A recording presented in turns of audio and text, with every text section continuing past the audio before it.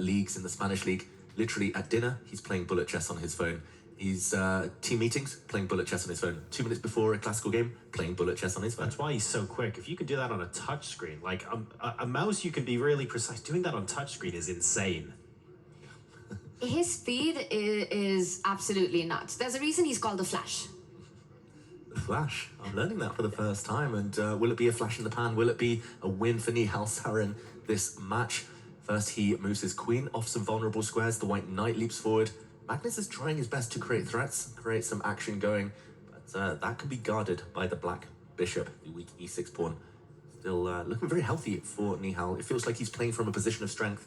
If he wants to, he can just lock this game down, maybe return a pawn to force a draw. But it almost feels like his game plan here is, right, let's see if we can swap off all the pieces and play against the pawns on a3 and c5 and just play against those weaknesses long term. If I get a win, great. If it ends up being a draw, it's going to be uncomfortable for Magnus.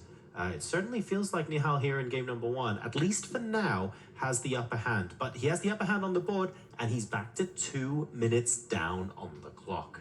But he's doing really well on the board. You know, he's up that pawn. Right now, attack comes in with a big threat, this last knight move. Knight takes pawn would be a fork on the queen and the rook. Expecting Nihal to find a way to defend it, to use one of the pieces, he could think about improving the position of his bishop, to use that as a defensive piece, or maybe even a potential rook lift to keep that pawn defended. But to your point, John, whichever he decides, he needs to do it fast. Yep. He goes with the bishop, connecting the 2 rooks. Great move, great start. Magnus quick with a response, and no, Magnus isn't necessarily known as the speediest these days, but he used to be great at bullet himself. And I think, at least in the middle of a game, he's one of the fastest. He trusts his instincts. He knows what type of endgame he might be wanting to head for. He's very practical, Magnus Carlsen. So getting him down to the 30-second versus 30-second mark, that is already a huge achievement and not easy to accomplish. Nihal, definitely with 4 minutes left, needs to keep this pace going. He does keep the pace on the board, right? That last move is also hinting at that e-pawn moving forward. For sure. It's a 4 versus 3 on the right flank for Nihal, and that advantage is only as strong as the mobility of the pawns at the center of the board. So it's something that Magnus has to worry about. Once that pawn gets to e4, it's going to shut off the light squared bishop as well. Magnus Carlsen improves the position of the king. Are we going to see the pawn advance? Ooh, very subtle play. I'm going to say very professional from both sides. The king positions not entirely comfortable, so they get ready, just kind of keeping each other guessing. I think your move's going to land very, very shortly, Tanya. The black e-pawn is about to push, but Magnus might want to either brace for impact and get ready to reply, or start the action himself before Nihal is ready. Magnus Carlsen, he's on a thing. The clock's getting closer now. Magnus down a pawn, but a lot of piece dynamics, especially on the left flank. Trying to think about how he can make the most of it. Plenty of tempting moves. One move would be knight to b5, the white knight jumping forward to attack the black queen. You could think about pushing your c-pawn forward, some calculation involved there, maybe another temporary pawn sacrifice just to open lines for the white rooks. For now, the white queen struggling to be improved, the white bishop also struggling to move. Feels like a knight or pawn move incoming from Magnus Carlsen, but a bit of indecision, time advantage drifting away. I'm glancing at why Magnus is spending that much time in this position, and this is definitely not my own, but it turns out bishop takes pawn is on in this position, because combining that with your idea of pushing the pawn forward, David, you can take the pawn first and then fork. Magnus has decided against it, but he was probably doing some calculation on whether that line was any good for him. That would have been very, very flashy.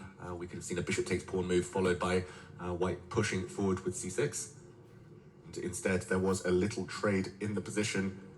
And let's show that possibility that Magnus probably spent 2 minutes calculating there. He could have played bishop takes b7, and if the black knight recaptures c6 here, would have regained the material, potentially with interest. I think the black bishop would be forced back, and after some trades here, we could see the white rook coming in, maybe a queen trade as well, and an endgame that Magnus possibly didn't like. The black bishop would have been very strong in the center of the board, even though he might have ended up with level material. Magnus instead, if we go back to the game now, keeping queens on, keeping a bit more tension, and at least now it does feel like a 3-result game. The other one might have been closer to a draw, but not what Magnus wants. And what's great as well is that you know, inside the head of Magnus Carlsen, he would have just looked at everything we just saw on the analysis board in his head and then tried to evaluate what does the endgame look like here. He's probably gone a couple moves beyond what we even saw with the help of the analysis board before making that decision. So it's those moments where Magnus Carlsen chooses to use the majority of his time. He is still 1 minute and 45 seconds up on the clock, it should be said, and that's going to start becoming really important in a couple of minutes. Absolutely. The clock is going to be a big factor in this one because the position is pretty complicated. Nihal, he has that extra pawn, but look at the knight at the edge of the board. It doesn't have a very bright future, at least not anytime soon. It's tied down to the defend of the b7 pawn. You can't go back with it so easily. Magnus, both rooks on open line, the bishop on b7 unchallenged for the rest of the game, doing a beautiful job as well. This is definitely enough compensation and piece activity for that pawn. Definitely. Full compensation for Magnus Carlsen. Nihal not looking too comfortable. Also in the back of your mind, if you haven't faced Magnus Carlsen too many times, you know his reputation. You know in an endgame, he's going to take advantage of any slip you might make. And already, rook takes rook incoming. Will Magnus regain the pawn now with his queen? There are some fancy tactics. The black rook could potentially come down to the first rank with a check on the white king, but Magnus has it all under control. Will he restore the material balance? Nihal, with 2 minutes, we're going to see all of his speed skills on show, surely now. And the b7 pawn does fall. I will tell you the one good part about not facing Magnus too many times is that perhaps you haven't lost to him too many times. So that trauma does not exist. We'll see which one plays out here. Bishop to f1, defending the check. Now white unpins. Magnus getting ready to activate that bishop. Rook takes pawn. Is that a move that could pick up a pawn? A very key pawn in the position for Nihal. Yeah, he can go for it now. Maybe he's just hesitating, scared of being pinned by the white rook. Should still all be under control for Nihal Sarin, but he brings his king towards the center instead. Another very logical move. He needs to start doing this faster, though. I mean, we have seen this time and time again from Magnus. He's very good at grinding out positions that look like they're drawn, and like we said on day one, the position's drawn until it's not.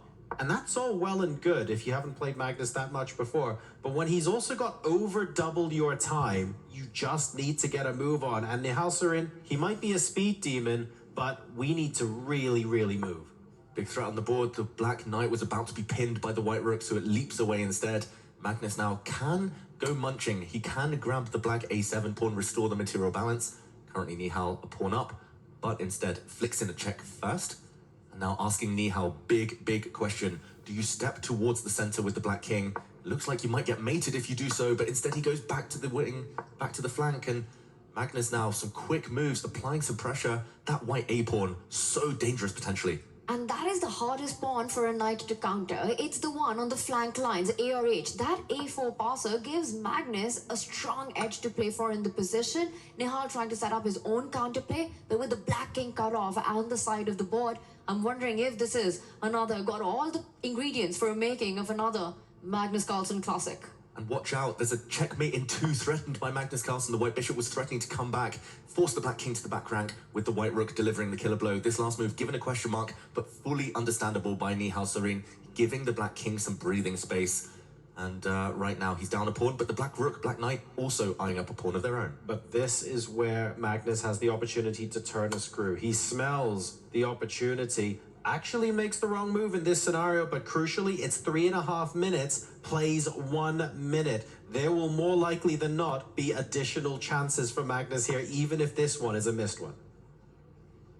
I don't believe this is going to be a missed one for Magnus. He's up on the position because of that A passer, even if Nihal wins the F2 pawn. But it's the clock. 48 seconds, Nihal's a beast, he's flashed. But with Magnus having 3.5 minutes, that's a big time deficit. Huge moment. Magnus can win on the spot, but he has to find a narrow path. He has to start with a rook check, forcing the black king onto a light square. Then the white bishop would have come and checked the black rook. Instead, he misses it, Magnus Carlsen. He's going to give back his pawn. It's a 2 versus 2 situation here on the king's side in terms of pawns. Dead, drawn endgame, but no time for Nihal. Bishop takes knight. Get the bishop and the knight off the board. Why is he thinking? Rook takes pawn has been played. For Magnus, he has to run away with the knight. Magnus, is he wondering whether to try and flag Nihal Sarin here? He could offer a draw as well. This is a dead level endgame, but Magnus with that moral decision to play on time against his younger rival here, or to keep going, and wow, he gives up a pawn, Magnus Carlsen, in his quest to try and win this game. He's playing to flag. He's down a pawn. He's going to try and create chances against Nihal's king. Nihal, he's done everything in his life to show his speed skill. Right now, this is where it all has to come together if he has to survive this. It's crazy Magnus missed the rook h7 check, bishop f7 check, and taking the black rook earlier. He would have forced a bishop versus knight endgame. Now it's a dead, drawn rook endgame. It's all about the clock. Nihal Sarin, 30 seconds. He's going to show us why he has this reputation as the Flash. 2.5 minutes for Magnus. It's a 2-minute advantage. He's running through Nihal with a smile on his face. He knows that Magnus is coming for his clock. Well, the pre-moves will begin. You cannot trade rooks as Magnus Carlsen. That would guide the game towards a draw, and we repeat the position. Magnus agreeing to the draw, reluctantly there. Maybe not realizing it was a repetition. Nihal escapes. Opportunities there for Magnus Carlsen to turn the screw, but game number 1 ends peacefully. This is excellent tension we're building in this match. Nihal Sarin maybe has escaped a little bit here, but it also gives him an excellent opportunity to try and strike back immediately with the white pieces. What